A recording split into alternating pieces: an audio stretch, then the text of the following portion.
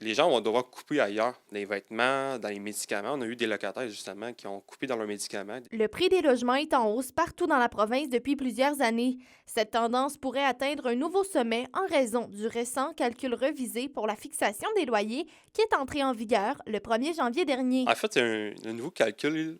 Il était dû pour être changé, mais la façon qu'ils l'ont changé, ça désavantage beaucoup les locataires. Le gouvernement du Québec affirme que cette façon de faire vise à simplifier et faciliter la compréhension, mais pour la locate, cette simplification ne signifie pas une amélioration pour les locataires. Au contraire, elle pourrait entraîner des hausses de loyers historiquement élevées. On parle à peu près 3 L'année passée, c'était 5,9 c'était épouvantable, là, des hausses de 10 des locataires recevaient à cause qu'ils ont des rénovations et d'autres choses.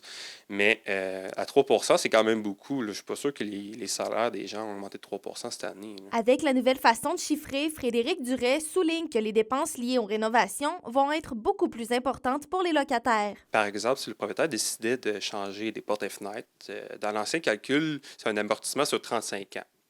Mais maintenant, c'est sur 20 ans. Fait que déjà, quand les propriétaires vont faire des rénovations, on souhaite qu'ils fassent des rénovations, bien sûr, mais c'est toujours sur le dos des locataires qui devront le payer maintenant. Ben, ça va être 3 plus les coûts des rénovations qu'il y a eu, plus les taxes, plus les coûts des assurances ont augmenté. C'est toujours sur le dos des locataires quand il y a eu. Dès qu'il y a une augmentation, c'est les locataires qui vont l'assumer. L'occupant d'un appartement dispose de droits lorsqu'ils font face à une augmentation monétaire. Ben, en fait, justement, on peut toujours refuser une augmentation de loyer ou une modification au bail.